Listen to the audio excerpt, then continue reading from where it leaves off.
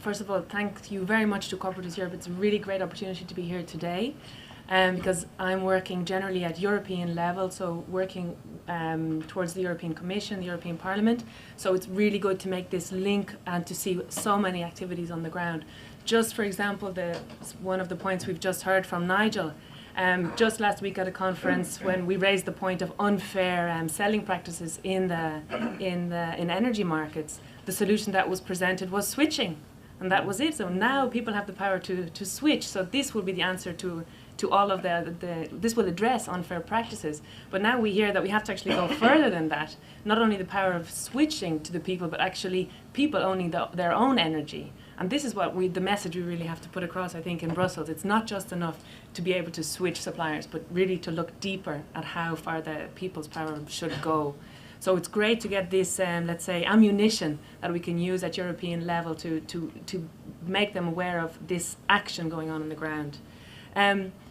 So, as Klaus said, we are coming from working for the housing sector. So a large part of those housing providers are cooperative providers, but they're a very mixed bunch. So they're coming from public housing companies, non-for-profit housing associations, and a lot of cooperatives. The 28,000 out of about 40,000 are housing cooperatives around the EU. So it's a big, big number. But maybe it's just important to keep in mind that our organisation did not start off with anything to do with energy. It's really something that's come about in the last, let's say, 5-6 years that it's become a big focal point. This organisation was founded to defend the right to decent housing for all at European level, to work in the interest of non-for-profit housing providers around the EU. And there's a lot of issues that they are commonly working on, and a lot of big problems. So you can imagine ageing population is a huge issue now, dealing with housing for immigrants, cutting budgets.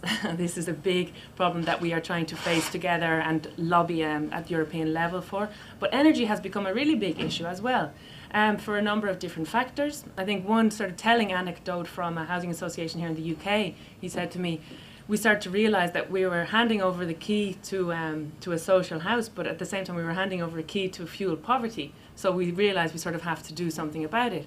So there's a realisation that provision of housing, they can't only look at housing, but it has to look at the energy as well. And particularly going into the future when we have unpredictable energy prices and probably rising energy prices. So housing providers are realising, well, they have to look at the bigger picture and start looking at energy provision, affordable energy provision, future-proofing of the housing.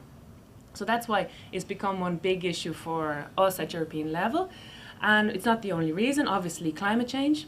There's a realisation that together with the task of provision of housing comes a big responsibility, because they are managing, with the last count, 25 million homes all over the EU. It's 12% of the housing stock. So there's a huge potential to cut a lot of energy consumption there, and they have to take that responsibility really seriously. So that the climate change element is a big one.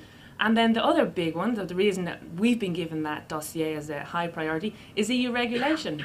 So EU regulation might seem very far away from us at this level, but I think it was interesting how Andreas started his speech saying that what was the reason for the big boost in the numbers of renewable energy cooperatives in Germany? It was regulation. So you can see that there's a huge potential at sort of a pan-European level or to national level to really facilitate big changes and big boosts on the ground. But then it's up to the people at local level to see how it works. So the legislation can only go so far. Then it's up to local actors to see how it is implemented. So in what way is it implemented, in a fair way or not? And so there's huge potential, I think, for cooperatives in that. So the image there gives an illustration of the different social housing systems. You can see that the yellow shaded countries have a much lower proportion of social housing, so a lower, let's say, more difficult for them to act on the energy side in housing as well. And then you have as it gets darker, you have higher proportions of social housing. So the highest in the EU proportion of social housing is actually the Netherlands. If 33% of the housing is in social housing, the hands of social housing providers. and UK is in around the middle. Sweden is at a much higher level as well. Ireland and South Ireland and Southern Europe, there's much more home ownership. So there's no definition of social housing around the EU, and it's very diverse how much potential we have. In a lot of the countries where you don't have a big social housing supply, you have to work with housing owners, which is a much more challenging, logistically much more challenging when it comes to energy efficiency. So this is, as I mentioned, the legislative push that's coming from the EU. So I know that in the UK, the EU isn't necessarily seen as a very positive, having a very positive impact. And I would agree, in many sectors, for example, liberalisation of energy markets, that push came from Central European level. And it didn't necessarily turn out to be something very good in the way it was applied at local level. So I can understand why it's perceived as being a negative impetus coming from European level, but I think there's a lot of positive things coming from there, and it really depends how they're implemented on the ground, whether they can be negative or positive for citizens. So in the environmental sector, I would definitely say that the EU has had a positive influence on most countries. Some were ahead of the game. When you look at maybe Austria, Germany, they maybe would be ahead of the European Commission. But I would say Ireland, UK, and southern countries, they would be getting a positive push from the EU when it comes to environment. So in the field of energy efficiency, it's been identified as a priority for the EU, along with the boosting of renewable energy and the reduction of greenhouse gas emissions. And they set a target, so based on 1990 baseline, for 2020, they should reduce greenhouse gases, increase renewable energy, and increase energy efficiency by 20%. They realized that they were completely off track for energy efficiency, because it's the only one that's not a binding target. It's the only one that member states are not obliged to respect. So they're trying to address that now. They've just written an energy efficiency directive, which has just been approved by member states. It was one of the most controversial directives, surprisingly. It seems like a very innocent objective, energy efficiency, something that everyone must agree with. But apparently it caused a lot of grief there in Brussels, with member states trying to block every piece of progress. In the end, the European Parliament had really, they stood fast, and I think they got a reasonable agreement coming through. A part of that agreement is that member states have to develop a roadmap for the renovation of their housing stock, and they have to describe what funding is in place for the renovation of that stock. And also, that was the most controversial, the energy suppliers are now forced to reduce their sales, so the use by end users, by 1.5% annually. And so this is, that was the most controversial point, but they managed to get it through in the end, and we're going to see how that will be implemented at member state level.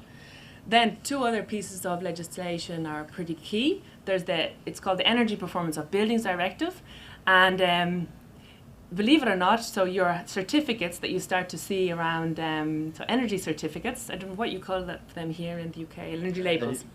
Yeah, that came from a directive coming from Brussels. Originally, the idea came from Denmark. It was brought to Brussels. They thought, oh, this is a good idea. Let's get everybody to do it. And now they've just reviewed that directive last year. And what they have, what is now obligatory for member states is by 2020, all new housing built in the EU must be so-called nearly zero energy building. So it must be extremely energy efficient, and all of the remaining energy demand should be covered by renewable energy. So this is something all your governments are grappling with at the moment, how that's going to be implemented. And then this is probably one of the most interesting points. They've also put their money where their mouth is, and in the next structural fund period, so at the moment, you might have saw in the news yesterday actually that the UK is trying to reduce the EU budget, and Netherlands is also fighting to reduce the Central European budget. And meanwhile, in Brussels, we have been lobbying to ensure that in the proposal, 20% of the EU budget has to be spent on so reducing carbon emissions, and in that energy efficiency has been placed as a huge priority. So there is potentially, when this budget gets passed, the option of using 20% of the total structural funds for potentially energy efficiency and renewable energy. That is a lot of money, and it's a big opportunity also for cooperatives of many different types. Energy efficiency, it's very clearly it's a no-brainer. I mean, everyone is agreeing that it's the way to go. So in terms of job creation, because it's the only measure when it comes to the energy sector where you can really guarantee local jobs, because the work has to be done on site, so the renovation of existing buildings. So you can argue for solar panels, oh, they will be produced in China. There's a lot of different arguments that come in, but for retrofit, it has to be done there on site. So as job creation, they've estimated 340,000 jobs could be created annually just for the renovation of the stock within the non-for-profit housing sector. Obviously for environmental sustainability, as we've mentioned, but also for social sustainability. So the reduction of fuel poverty, they've estimated that for every euro spent on energy efficiency, you save 42 euro cent on health.